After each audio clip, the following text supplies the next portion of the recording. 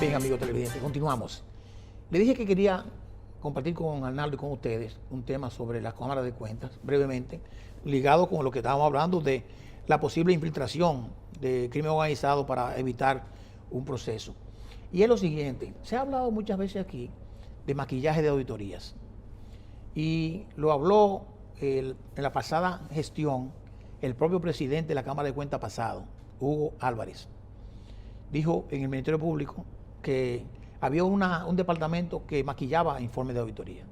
Evidentemente, yo he dicho en mis presentaciones que eso no es factible ni posible. Pero eso tiene que, para entenderlo, tiene que haber un contador público, una persona que tenga la cabeza bien puesta. No alguien que quiera opinar por opinar y que haga el mismo abogado que fue Hugo Arias, Álvarez, que no sabía de eso, lamentablemente, y dijo esa observación. Él se refería a un departamento, y ese departamento se llama Control de Calidad, el Departamento de Control de Calidad Profesional dentro de la propia Cámara de Cuentas. Señores, para hacer una auditoría, yo que soy auditor de profesión y trabajé en las mejores firmas de contadores públicos a nivel mundial, debo decir que el proceso incluye mucha gente, Arnaldo, más que lo que sería el informe de todo el proceso que corre por una unidad de análisis financiero. Un auditor base que llega a una entidad, comienza a recabar información en base a un programa de auditoría. Ese auditor tiene un supervisor, ese supervisor tiene un gerente que además supervisa al supervisor y a los de abajo y va revisando todas las informaciones. Ese gerente tiene un supervisor general que está por encima de él y supervisa todo lo otro. Y así después viene el director del departamento de auditoría que va a revisar constantemente los procesos y evidencias, aunque sean manuales, porque en la Cámara de Cuentas son manuales la mayoría de los procesos. Pero hay una documentación escrita que se hay que dejar evidencia en los papeles de trabajo, working paper, para determinar todo lo que tú investigaste, con pruebas, con documentos originales, que tú certificaste con un departamento que esto ocurrió así, así, así. Al final de eso, cuando el director de auditoría se pone de acuerdo con su equipo y ven que ese informe está terminado, se pasa a la unidad de calidad profesional dentro de la misma dirección de auditoría. Esa unidad de calidad profesional revisa todo eso y puede llegar a una conclusión o puede decir, mira, esto no está bien, vamos a revisar de nuevo, se pueden quitar un punto porque no procedía o que no estaba bien sustentado, hay que mandarlo a volver a auditar, lo que fuere. Pero después que concluye, entonces el director de auditoría la pasa a la comisión de Cámara de Cuentas que lo integran un miembro del Pleno con un equipo profesional y revisan. Entonces eso, cuando terminan, hacen un borrador y ese borrador el Pleno tiene que aprobarlo, el borrador, para mandárselo al ente auditado. Cuando el ente auditado lo recibe, el auditado manda sus réplicas, que dice la ley, que tiene 10 días para eso, donde él considera que un punto no va o si está de acuerdo, dice que está de acuerdo. Cuando llega, si hay esa réplica, hay cosas que no está de acuerdo el auditado, tiene de nuevo la auditoría que volver a revisarse. Y entonces hay que generar después un segundo borrador. Dice, mira, este punto no está bien o este punto se mantiene. Cuando el punto se mantiene, Arnaldo y televidentes, la propia ley de la Cámara de Cuentas 1004 establece un punto que se llama discrecionalidad o discrepancias. Cuando hay discrepancias, hay que poner las dos informaciones en el informe. Lo que dice la Cámara de Cuentas y lo que dice el ente auditado, para que el lector, que es un tercero imparcial, pueda darse cuenta de lo que hay. Por lo tanto, yo he dicho, señores, qué difícil que tú me digas a mí que hay un maquillaje de auditoría. Y lo estoy diciendo eso porque ha sido mi norma en esto, porque yo soy auditor, yo sé lo que es. Pero la mayoría de gente que habla de eso... ese organismo. Claro, y fui presidente del organismo. Y también hay un tema que voy a hablar después, no en el programa, sobre un tema en particular de mi gestión. Pero el que habla de eso no sabe. Y yo debo decir algo. Hay mucha gente que predica la ética, pero no la ejerce. Predican la ética, pero no la ejercen. Porque pueden tener un micrófono, una televisión, un televisor, hablar y decir lo que le venga en gana, sin saber. Seguimos contigo, Arnaldo. Precisamente eso mismo que tú dices más o menos se asimila a lo que hemos venido hablando de lo de la unidad de análisis financiero. Existe ese comité que vendría siendo ese comité que tú dices que existe en la Cámara de Cuentas para revisar el informe, la calidad del informe, que soporta la información. Entonces, volviendo a eso, al tema de las unidades, es que queremos hacer hincapié en la calidad de la información que se envía. En mi gestión, en lo que tuve ahí, primero decir que se me pasó ahorita, que nunca recibí ninguna instrucción de la Dirección General de que un informe no se enviara. Okay. Nunca un informe que salió de la Dirección de Análisis con una recomendación, la recomendación fue variada en la Dirección General. O sea que existía una transparencia y una claridad en lo que nosotros hacíamos. Y precisamente, retomando el tema, es necesario hacerle hincapié a los sujetos obligados, a los oficiales de cumplimiento, que son lo que hace la reportería, la necesidad de que la información que envíen a las unidades de inteligencia financiera estén bien fundamentada, clara, qué es lo que se quiere reportar. Y eso va a mejorar la calidad de los informes que salen y le va a quitar incluso trabajos a ellos, porque van a evitar que tengan que estarse pidiendo retroalimentaciones, informaciones extras sobre una información que ellos mandaron. Si la mandan completa, no tengo que estar preguntándole, ¿y qué fue lo que hizo? ¿Y qué fue lo que tuviste sospechoso? ¿Y cuál es el perfil que tú tienes? Y tú le pediste esa documentación y no te la dio. Entonces, si tú en el sistema permite, aparte de que tiene unos campos obligatorios para poner toda la información necesaria, un campo de observación donde tú vas a desarrollar el motivo de por qué tú consideras esa operación inusual o sospechosa. No poner cosas que por sí solas, pueden ser motivos, pero por sí solas no constituyen un motivo.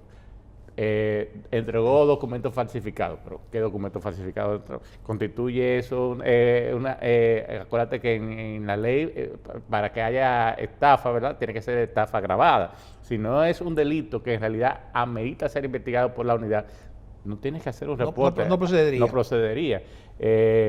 Usó la cuenta para hacer operaciones de su mamá, pero detectaste algo inusual en las operaciones de la mamá que no se justificara. Sí. Entonces, eso es lo que él debe desarrollar. Yo siempre le digo, cuando doy las capacitaciones, digo que todo informe contiene varios elementos. El qué, el cómo, el cuándo, el dónde y el por qué. El qué, a quién, qué tú estás reportando. El quién, las personas que intervienen en esa operación. El cuándo ocurrió. El cómo ocurrió, y el por qué, ese análisis que yo como oficial de cumplimiento hice para llegar a lo que tú dices, ese sentido común que me dijo, esa primera impresión que me dijo, esto hay algo raro, hay algo que debo ser reportado, y eso yo lo plasmo, y si tengo documentación para soportar eso que estoy diciendo, entonces anexarlo, porque el sistema permite incluso que tú envíes informaciones adicionales y también informaciones adjuntas a lo que estás poniendo en él. Pero mira qué interesante, Arnaldo. Ahora estamos involucrando específicamente la información que sale del sujeto obligado, que la construye el oficial de cumplimiento. El oficial de cumplimiento, que tiene su equipo de gente, es el que sí tiene responsabilidades penales en caso de que no haga su trabajo adecuadamente, que viole las normas internas o viole una resolución del GAFI, una resolución que son 40, y no hizo su trabajo adecuadamente, que se pruebe eso. Sin embargo, igual como puede suceder con el Ministerio Público o con la Policía Nacional o con la propia Cámara de Cuentas, que son instituciones que recaudan información sobre indicios de responsabilidades penales. Como dijiste, la UAF no es una entidad, no es un juez, es una entidad administrativa y no lo que hace prueba indiciaria, como dijimos en un programa. Entonces, inteligencia, eso es inteligencia, pura inteligencia. Entonces, ¿qué pasa? El oficial de cumplimiento que es independiente a lo interno de la entidad donde está, también puede viciar el reporte. Y la pregunta es, si cuando el informe de ese oficial de cumplimiento llega, vamos a suponer que fue viciado por la misma relación que hay, o familiar, o amigo, o lo que fuera, o un soborno. Si la UAF puede llegar a concluir que ese informe no es adecuado intencionalmente. Mira, como te dije, la UAF no es una entidad investigativa, no es judicial. Ahora bien, sí puede determinar que hay una situación X que amerita ser profundizada e investigada, y por eso existen los informes de retroalimentación que se le envían a las autoridades competentes. Cuando la UAF ve algún tipo de incumplimiento por parte del sujeto obligado, por ejemplo, es reiterativo que cuando se le pide la información no la manda completa o que no cumple con los plazos. La ley establece que hay un plazo de 10 días para responder las solicitudes que haga la UAF, pudiendo la UAF incluso bajar ese plazo. Y es una actitud reiterativa del sujeto obligado.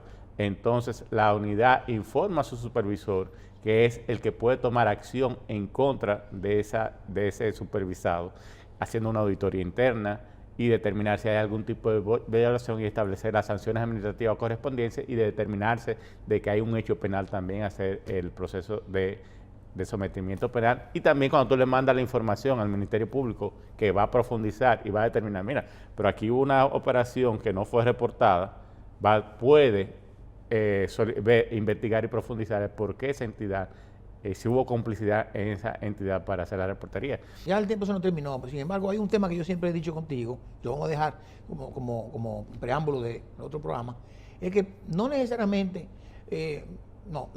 la ley amarra de que el reporte tiene que venir de un sujeto obligado. Sin embargo, una persona que no es sujeto obligado o una entidad jurídica puede determinar un problema de lavado de dinero o de crimen organizado cualquiera y podría tener el deseo, porque le convenga, de hacer un reporte de operación sospechosa a la unidad de análisis financiero.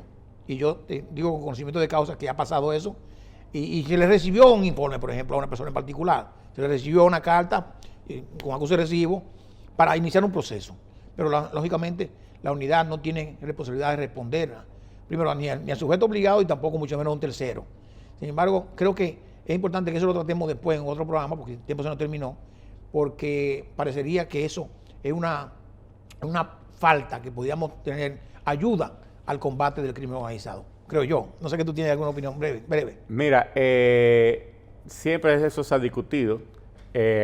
Anteriormente existía por lo menos esa posibilidad de recibir el reporte de un tercero que no fuese sujeto obligado. Cuando se introdujo el sistema GOEMEL, aunque originalmente la idea era no cerrar la reportería, se estableció que solamente por ahí se podía enviar la información y las únicas personas que pueden suscribirse a ese sistema son los oficiales de cumplimiento. O sea, que tú cerraste, las nuevas autoridades cerraron esa posibilidad y por ahí quedamos con una pata floja.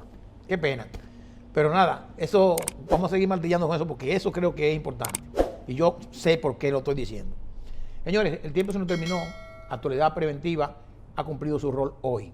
A ustedes les toca ahora escuchar bien lo que dijimos, cuestionarse, preguntar. Y cada vez que ustedes le llamen de una entidad que sea sujeto obligado sobre un tema, ya usted sabe por qué le están llamando. Haga la cosa bien, que no hay otra forma que hacerla bien. Y recordarles a nuestros seguidores suscribirse al programa, darle a la campanita para que podamos seguir tratando de este tipo de información y mantenerlos actualizados. Muy bien, nos vemos en el próximo programa.